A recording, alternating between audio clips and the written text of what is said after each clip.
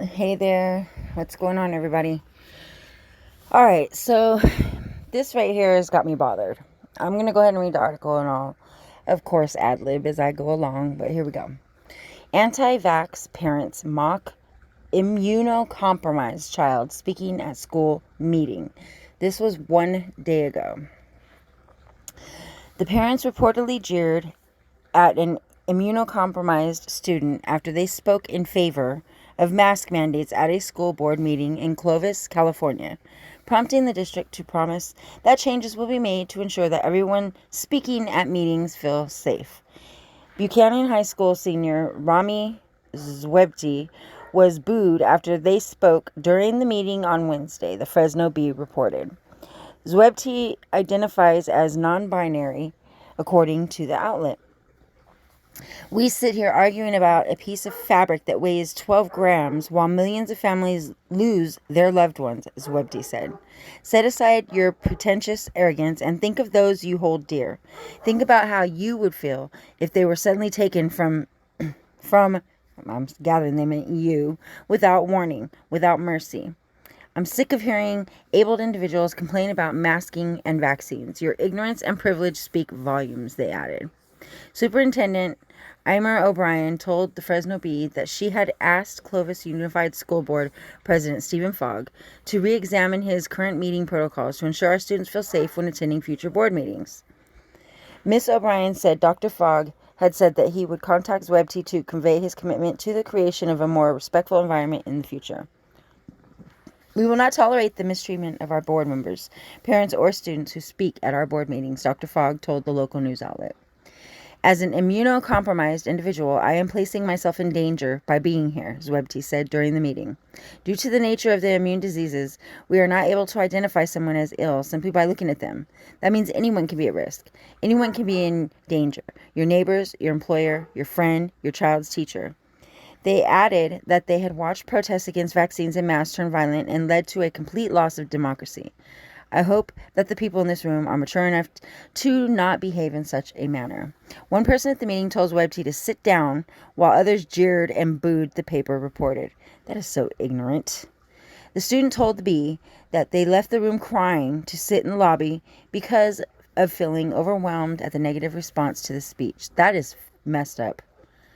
A woman speaking at the podium against protective measures asked if everyone should stop drinking water if one person is allergic to the water. That's so ignorant. Ugh. I think this is a prime example. We need to teach the Constitution more in schools. One parent said to cheers from members of the community. Miss O'Brien told the Bee that what Zwebti faced was disturbing and utterly unacceptable. Members of my administration, along with our on-site police officers, immediately stepped in last night to make sure our student knew that our team was present to protect and support them, she said. In Clovis Unified, we have always been committed to creating an environment where everyone feels able to share their opinions, to be heard, and to do so without fear of bullying behavior by members of the public attending our meetings. She added that she reached to Zwebti to thank them for sharing an opinion that they knew was counter to others who have spoken at prior meetings. The student told the Bee that officials had spoken to them to make sure I was safe, which helped a lot since I didn't feel comfortable after giving my speech. They added that they had been mocked at previous meetings for wearing a dress while arguing that the dress code should be changed. Fresno City Councilmember Miguel Arias tweeted on October 21st that anti-maskers had been directed to the meeting after Fresno County Board of Supervisors passed a measure that supported local control over restrictions and rules relating to COVID-19. Local schools still have to follow state laws. Here's his tweet. This was expected when the BOS falsely claimed school boards would be allowed to make decisions on student mask mandates, directing anti-maskers from the county to school boards without the armed security the BOS enjoys. There's a kid right there. Let's see, where are we at? Fresno Bee reporter Ashley Panu tweeted that she watched Zwebti leave the boardroom last night after being booed out by parents. So I went out to talk to them about how they were feeling. You can't hear in the video, but the crowd made a lot of comments as they took their seat. School board meetings have become a hotbed of political polarization across the U.S., with some parents being outraged at the ways they think race and history are being taught in schools, as well as COVID-19 restrictions faced by the students and staff.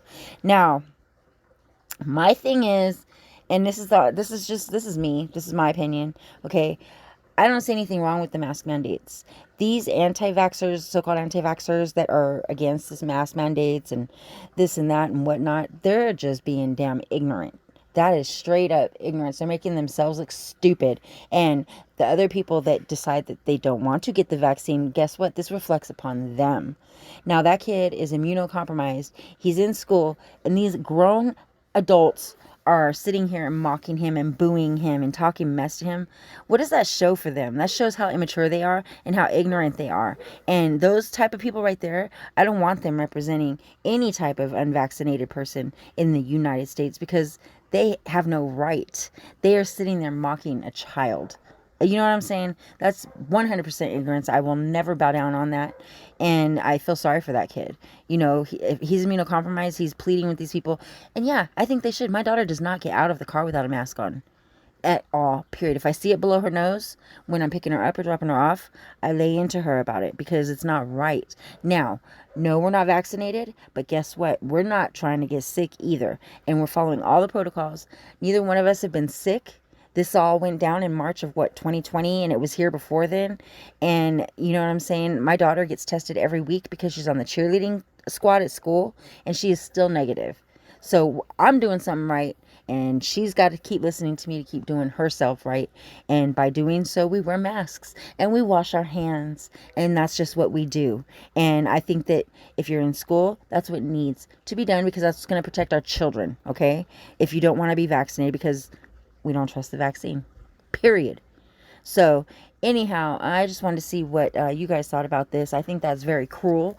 And, you know, you heard everything I said about it. I think that them parents, they need to be scolded, and they should not be allowed back in those meetings, because they're more immature than that child speaking right there at that podium. That is just wrong. Anyhow, I will talk to you guys later. Peace.